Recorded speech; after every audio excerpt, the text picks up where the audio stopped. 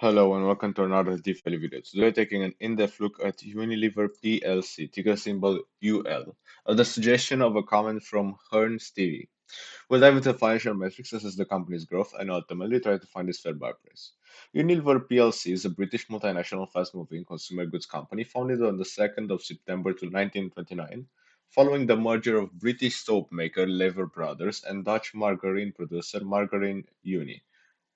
The company's products include baby food, beauty products, bottled water, breakfast cereals, cleaning agents, condiments, dairy products, energy drinks, healthcare and hygiene products, ice cream, instant coffee, instant noodles, pet food, pharmaceuticals, soft drinks, tea, and toothpaste.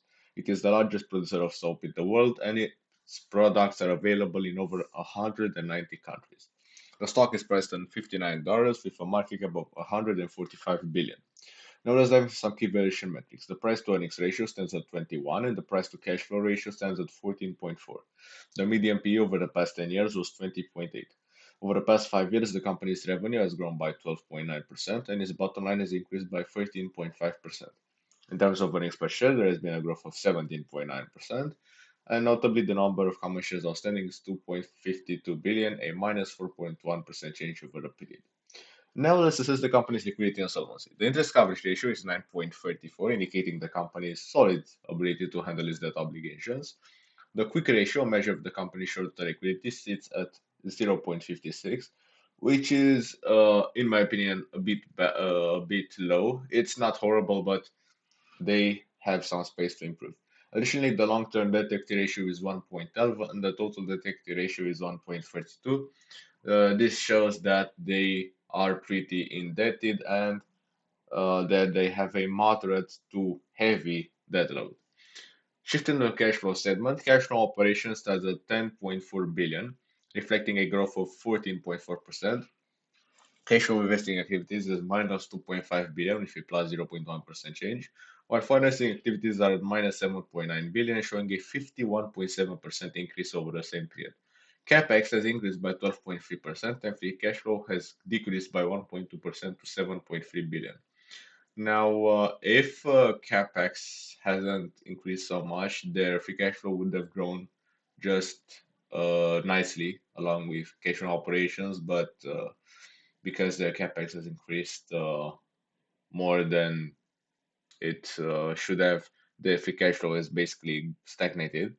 Moving forward, let's look at the return metrics, how the company is utilizing its resources. The return on equity is 34.6%, the return on investment is 13.8%, and the return on assets is 8.2%. The most important of all is the return on invested capital, which sits at 12.5%. This is respectable and it's just a moderate future growth rate. Finally, let's find acceptable buy price. The first method is conducting a discounted cash flow analysis by using a discount rate of 9% for 10 years with a growth rate of 3.5% and a perpetuity growth rate of 2%.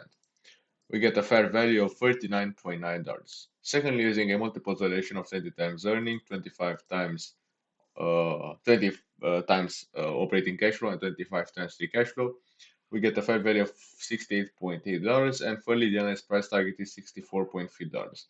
Putting it all together, we get an intrinsic value of $57.7, and using a 15% margin of safety, we get an acceptable buy price of $49, suggesting that the stock at the current levels is near fair value. To wrap up my analysis, I rate Unilever as a whole. Now, this is a low to moderate growth stock that is trading at fair value. This is not really that interesting of a company. Of course, they just make consumer goods, consumer staples, so pretty boring.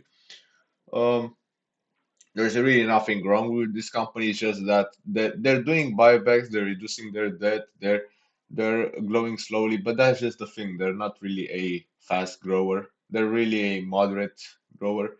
Um, Now, of course, they also have the 3% dividend yield, which is great. Um, if, for example, the stock drop to I don't know, sub 45 levels, this would be a definite buy. But the current levels, this is just a hold, in my opinion. Now, if you think that they're going to grow at 5% per year or 6% per year, then this is a buy. But I'm not sure if they can actually do that since they haven't done that in a long time.